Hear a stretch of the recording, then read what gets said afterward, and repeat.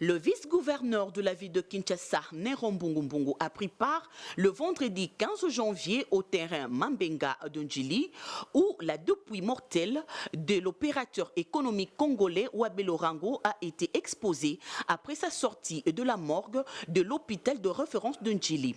Avant de s'installer, le respect oblige, il a procédé à la salutation des autorités présentes à ces lieux, dont le ministre de la Communication et Médias Jolino Makelele et le bourgmestre de Ndjili Moussa Abdoul, puis suivi de dépôt de jambes de fleurs devant les cercueils du défunt. Avant de regagner sa place, Nerombungu a également réconforté la veuve ainsi que les orphelins. Les hommages dignes à l'égard de cet illustre disparu, au regard de son comportement, a témoigné le deuxième citoyen de la ville de Kinshasa. D'abord, c'est la ville qui est en train de pleurer. Les grands mécènes,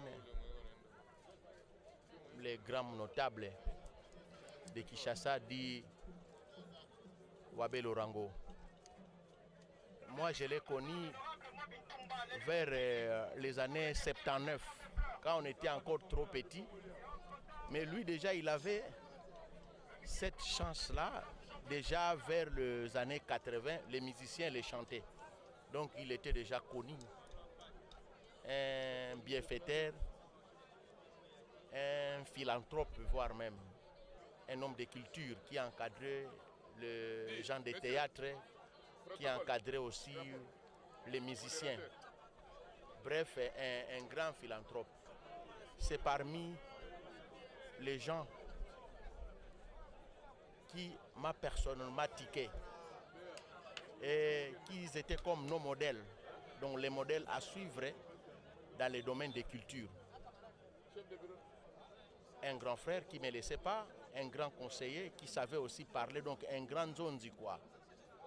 Comme tout mon Congo, chef coutumier, c'est un monsieur qui savait parler, qui savait prodiguer aussi des conseils aux siens. Mais sauf que cette nouvelle nous a tous déstabilisés. Déstabilisés pourquoi? Parce que vu son âge, vu tout ce qu'il était, tout ce qu'il faisait, donc il ne pouvait pas nous quitter à cette heure.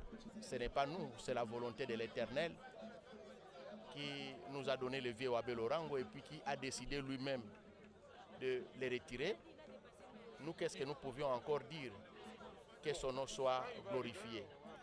Tirer sa révérence à l'âge de 61 ans, Wabel Orango, dit empereur, a été enterré au cimetière métropole entre ciel et terre dans la commune de Lancélé. Avec consternation que le vice-gouverneur Nerombungu a quitté ses lieux funéraires afin de regagner son bureau de travail.